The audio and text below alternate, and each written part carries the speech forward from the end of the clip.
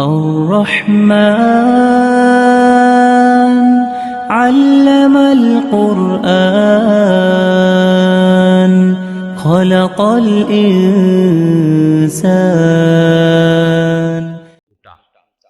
دجل جس کو کہتے ہیں اردو میں ہم کہتے ہیں دجل و فریب کہتے ہیں، جو چھوٹ جو پرلے درجے کا جو جھوٹا ہے اس کو در حقیقت جو ہے دجال کہا جاتا ہے. اور یہ جھوٹے وہ لوگ ہوں گے جو اپنے آپ کو نبی بنا کر پیش کریں گے، اور یہ جھوٹے نبی ہوں گے. تو رسول اللہ صلی اللہ علیہ وسلم نے ارشاد فرمایا کہ واللہ لا تقوم الساعة حتى يخرج 30 کذابا، قیامت اس وقت قائم نہیں ہوگی جب تک کہ 30 جھوٹے اس امت میں جب تک ظاہر نہ ہوں. وآخرهم الأعور، اور ان کا جو آخری جو ہوگا ان 30 کے بعد جو آخری جو آئے گا یا 30واں جو آئے گا یا 30 کے بعد وہ ایک 30واں ہو سکتا ہے، تو اب وہ ہوگا جو ان کا سب سے بڑا سردار، جو سب سے بڑا جھوٹا ہوگا، جس کو دجال کہا گیا. تو دوسری چیز کیا ہے دجال کے سلسلے میں نے کہا کہ 20 پوائنٹس آپ کے سامنے رکھوں گا. اور دوسرا پوائنٹ یہ ہے کہ دجال جو ہے سب سے بڑی مخلوق، آدم علیہ السلام، انسانوں میں سب سے بڑی مخلوق آدم علیہ السلام اور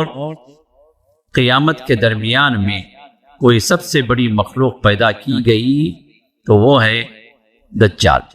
اور یہ جو ہے اپنے آپ کو جب وہ نکلے گا تو کہے گا، جیسے مسلم احمد کی یہ حدیث ہے کہ وہ دعویٰ کرے گا کہ وہ خود ہی اللہ. نمبر 3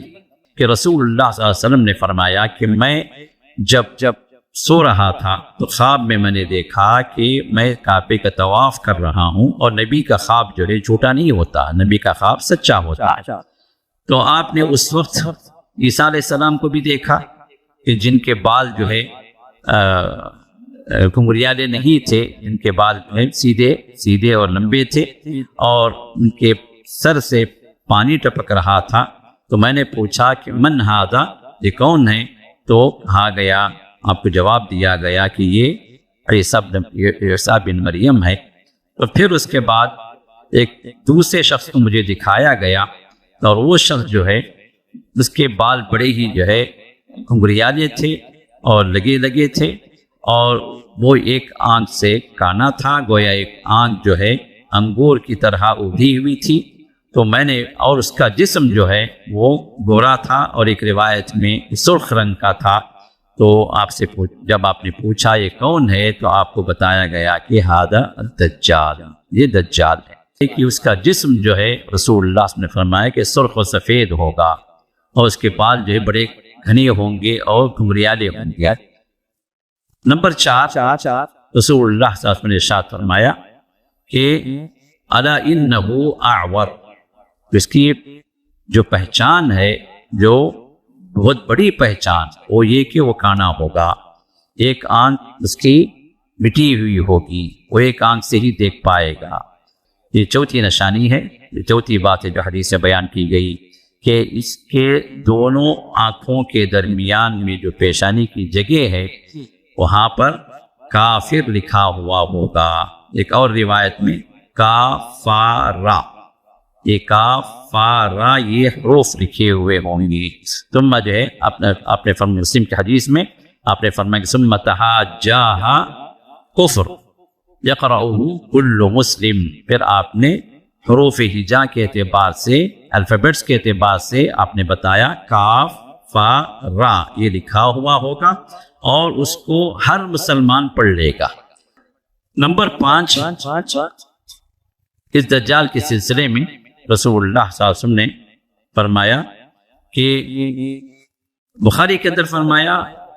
اعور العین الیمنی، اس کی داہنی جو آنکھ جو ہوگی وہ جو ہے اس سے وہ کانا ہوگا، وہ آنکھ اس کی مٹی ہوئی ہوگی.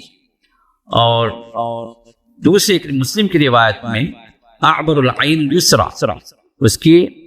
بائیں آنکھ جو ہے یہ مٹی ہوئی ہوگی. اب یہ دونوں حدیثیں اپنی جگہ صحیح ہیں، تو اس میں علماء نے تطبیق یہ دی کہ کبھی جو ہے وہ दाहिने आंख से जो देख पाएगा, कभी वो बाएं आंख से देख पाएगा, लेकिन दोनों आंखें एक वक्त में वो सही नहीं हो सकती, वो काम नहीं करेंगी। तो वो अपने आप को ठीक करने के लिए कभी कोशिश करेगा कि दाहिने आंख ठीक हो जाए,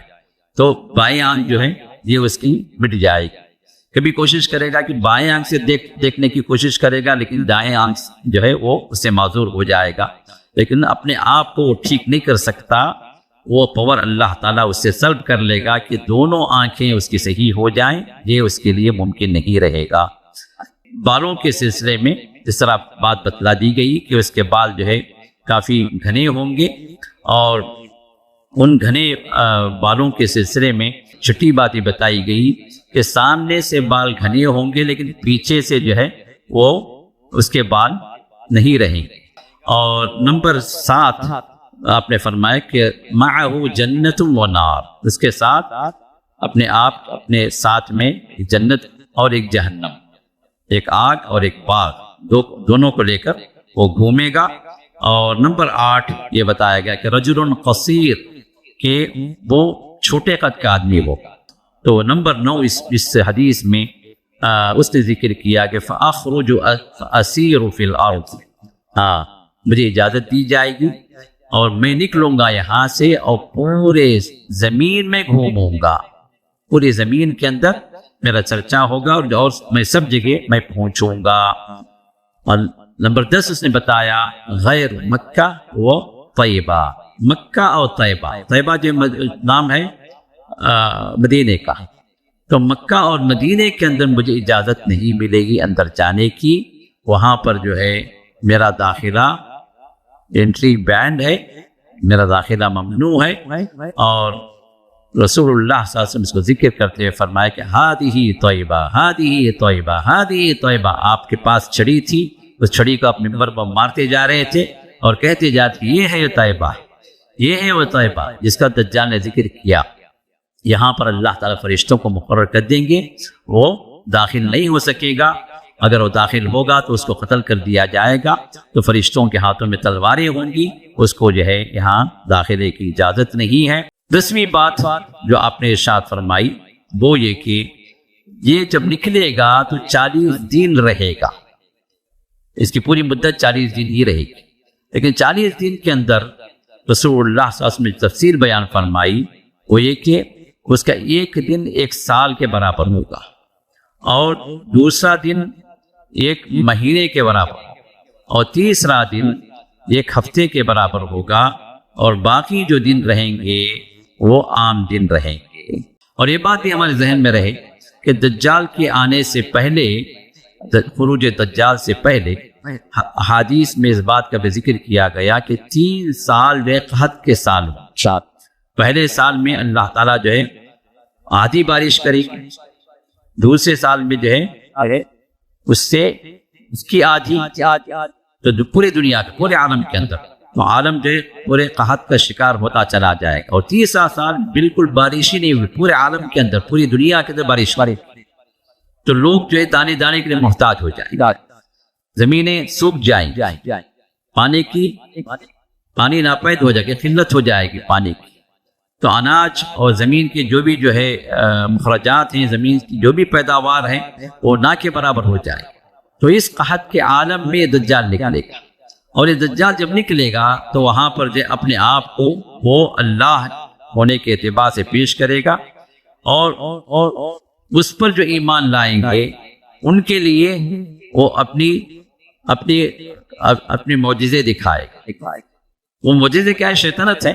अल्लाह ने वो उसको पावर दिया है, क्योंकि शैतानों का सरदार होगा, पूरे शयातीन उसके साथ होंगे। आगे बात आएगी कौन लोग उसके साथ होंगे। अल्लाह के रसूल ने इरशाद फरमाया कि ये 12वीं बात, इसराउहु कल-गैसी तदबरतहु रिह, वो एक तेज हवा, एक तेज आंधी जो है जब लेकर निकलती है बादलों को, कितनी तेजी से बादल निकलते हैं, तो उसी तरह ये भी जो है निकलेगा। गोया जो है हवा जो है उसको धकेल रही है, तो हवा के जोर पे जो है वो जा रहा। तो अब ये जो निकलेगा तो एक कौम पर पहुंचेगा, कहेगा कि मैं तुम्हारा रब हूँ, मुझ पर ईमान लाओ। तो अब वो लोग जो है बारिश के मोहताज होंगे, زمین سوکھی ہوئی ہوگی، بنجر زمینیں ہوں گی، قحط کے مارے لوگ ہوں گے، تو اس کے حکم سے وہ بادلوں کو حکم دے گا، آسمان کو حکم دے گا کہ بارش برساؤ، بارش ہوگی، زمین کو حکم دے گا کہ اناج اگاؤ، اناج اگے گا،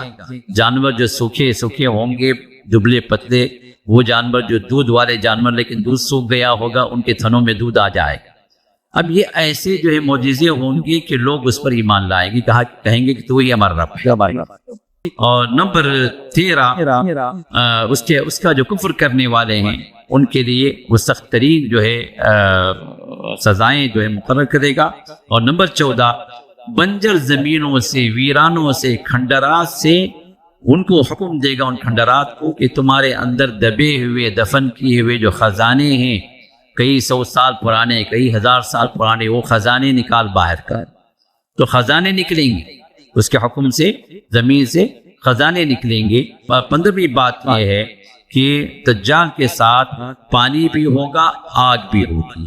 لوگ پانی کے محتاج ہوں گے، جو اس پر ایمان لائیں گے وہ جو ہے ان کو وہ ٹھنڈے پانی کی اس ندی سے ان کو انہیں سیراب کرے گا، انہیں اس میں ڈبوئے گا، اور جو اس پر ایمان نہیں لائیں گے ان کو وہ اپنی جہنم میں ڈالے گا۔ اللہ کے رسول نے ارشاد فرمایا جو اس کے پانی میں، جو اس کی جنت میں ڈبکیاں لگائے گا، در حقیقت جو ہے وہ اللہ کے جہنم میں جو ہے پہنچے گا، اور جو ہے اس کے جہنم میں پہنچے گا، جو بھی اس کو اپنے آگ میں وہ اپنے آگ میں ڈالے، وہ اللہ کی جنتوں میں وہ پہنچے گا۔ نمبر 16 مغیرہ بن شعبہ کی حدیث بخاری کے اندر ان معه جبل خبز ونهر ماء، نے فرمایا کہ چونکہ لوگ جو ہے قحط کے مارے ہوں گے، ان کے پاس کھانے پینے کی اشیاء نہیں ہوں گی، بھوکے مرتے ہوں گے، تو ایسی صورت میں اپنے ساتھ ایک جو ہے روٹیوں کا پہاڑ لے کر چلے گا، روٹیوں کا پہاڑ۔ ابھی پتہ نہیں وہ پہاڑ جو کتنا بڑا ہوگا اور کیا حساب سے ہوگا، لیکن حدیث میں جو بات بتلائی گئی وہ جبل خبز، روٹیوں کا ڈھیر ہوگا، روٹیوں کا پہاڑ اس کے ساتھ ہوگا، اور پانی کے نہر اپنے ساتھ لے کے جو ہے وہ گھومے گا۔ جو بھی جو ہے اس پر ایمان لائیں گے، اس کو رب مانیں گے، وہ ان کو سیراب کرے گا، ان کو کھلائے گا۔ 17ویں بات یہ ہے 17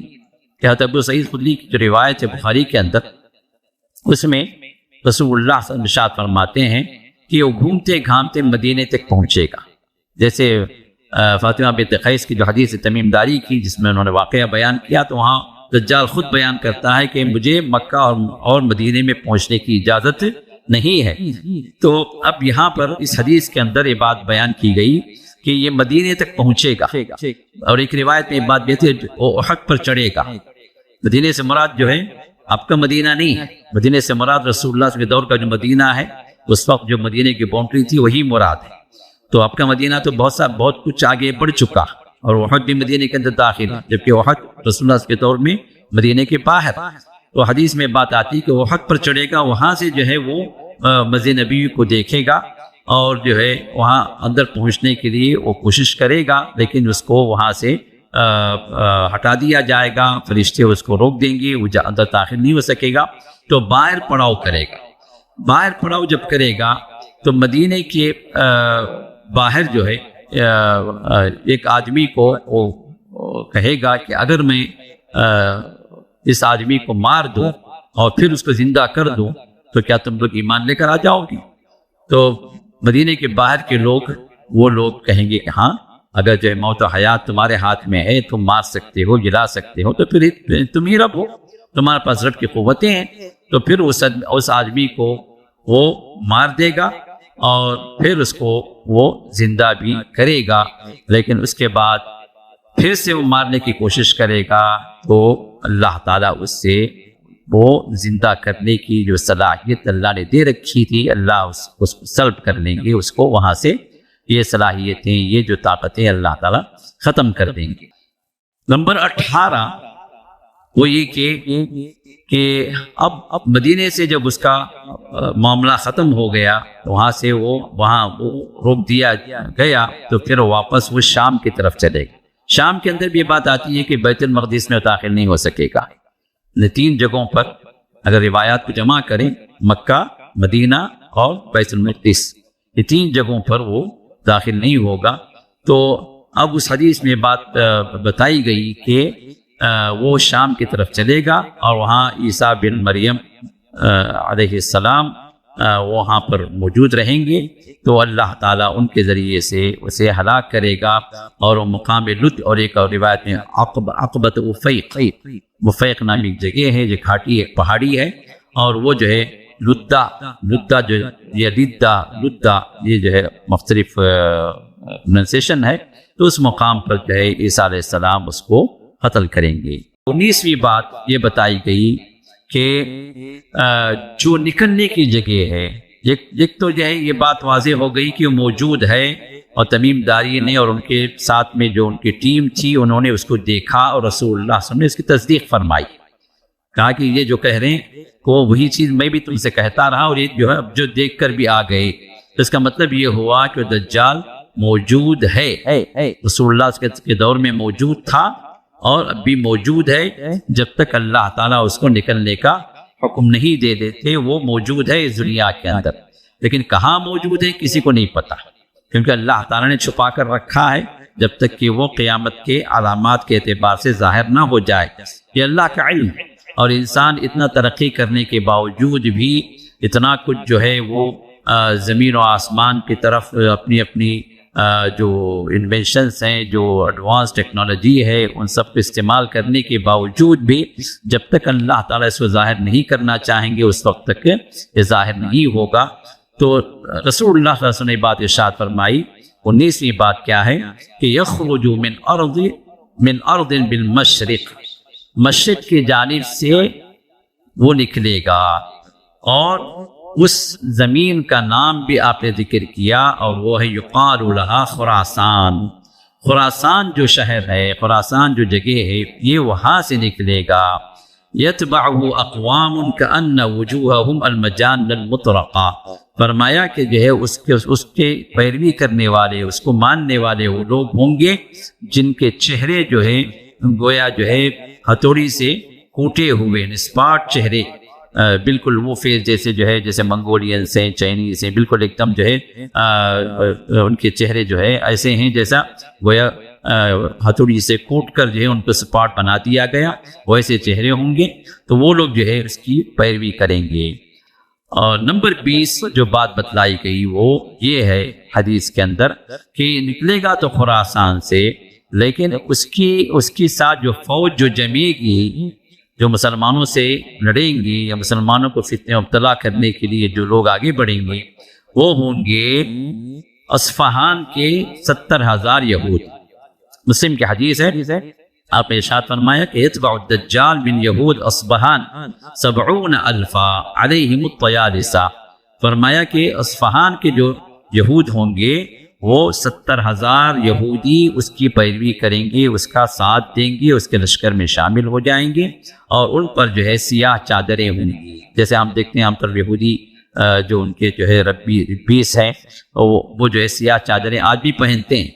اور یہاں پر اس حدیث میں اس بات کا بھی اشارہ ہے کہ اصفہان جو ہے ایران کا ایک مقام ہے، تو یہودی یہاں پر جو ہے پہلے ایسی بھی جماعت تھی، جمع ہیں، جمع رہیں گے، جو اس بات کا جو نعرہ لگایا جاتا ہے ہم یہودیوں کے خلاف ہیں، یا یہود ہمارے دشمن ہے، یا ہم جو یہود کے دشمن ہے، جو اس طرح ایرانی لوگ جو کہتے ہیں، شیعہ لوگ، در حقیقت یہ جو ہے لفاظی ہے، ورنہ حقیقت میں ان کے ساتھ جو ہے ان کا ملاپ ہمیشہ سے رہا، اب بھی ہے اور رہے گا، اور قیامت کے علامات میں اصفہان ہی کے یہودی اور ایک دو نہیں 70,000 یہودی ہوں گے جو اس وقت دجال کا ساتھ دے کر وہاں سے وہ نکلیں گے، اور پھر دجال جو ہے وہاں سے ہوتا ہوا آگے بڑھے گا، عراق اور شام سے پار کرتا ہوا وہ حجاز کو آئے گا، مدینے تک پہنچے گا، پھر واپس جو ہے وہ شام کی طرف چلے گا، جہاں پر عیسیٰ علیہ السلام اس کے منتظر ہوں گے، اور عیسیٰ علیہ السلام اس کو قتل کریں گے۔ اور اس کے ایک اور بات بھی یہاں پر قابل نظر ہے، وہ یہ کہ اس کی پیروی کرنے والے، مسند احمد کی روایت ہے، اس کی پیروی کرنے والوں میں عورتوں کی کثرت